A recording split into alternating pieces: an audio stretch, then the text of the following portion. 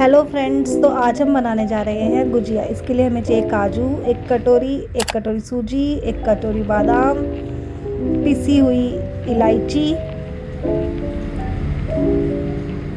साथ में है इसमें चिरौंजी, पिस्ता और किशमिश।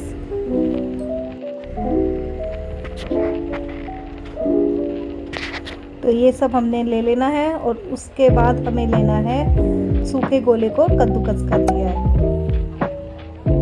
अब इसके बाद हम कढ़ाई में घी लेकर काजू को रोस्ट करेंगे और इसको बिल्कुल हल्का सा ही रोस्ट करना है। तो अब बस ये भुन चुका है और अब हम इसको निकाल लेंगे।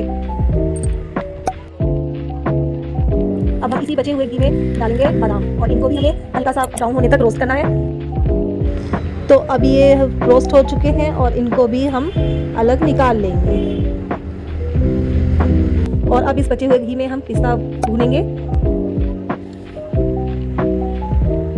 और इसको भी हम निकाल लेंगे। इसके बाद जो घी बच रहा है उसके अंदर हम अपने सूखे गोले को भी भून लेंगे जो हमने कद्दूकस करा था। और इसको हमें सिर्फ 1 या 2 मिनट के लिए ही रोस्ट करना है और उसके बाद हमें इसको भी निकाल लेना है।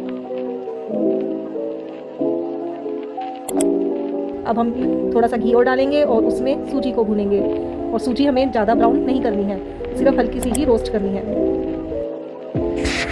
तो अब हमारी सूजी लगभग भुन चुकी है और हमें इसको भी अलग निकाल लेना है।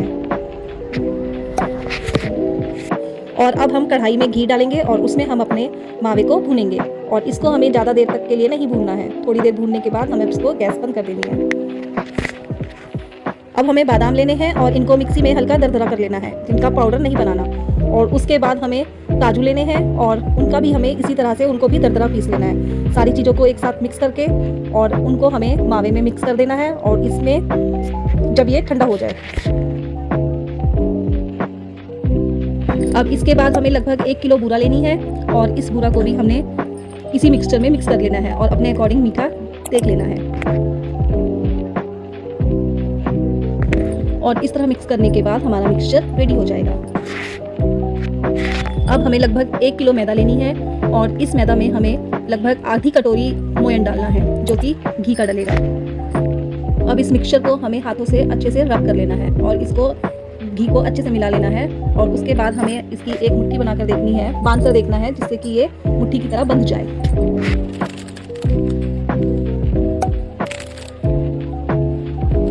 और अब हम इस आटे को गूंथ लेंगे और इसको हमें थोड़ा पूरियों की तरह सख्त गूंथना है।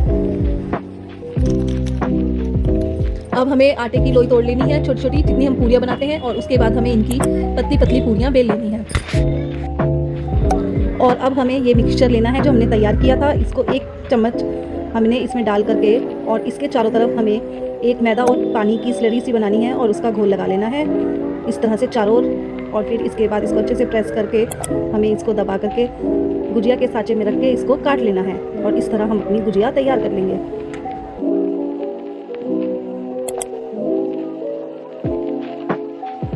और अब एक कढ़ाई में तेल गरम करके हमें इसके अंदर अपनी गुजिया को फ्राई करना है। और ये हमें बिल्कुल स्लो गैस पर फ्राई करनी है जब तक ये हल्की गोल्डन ना हो जाए।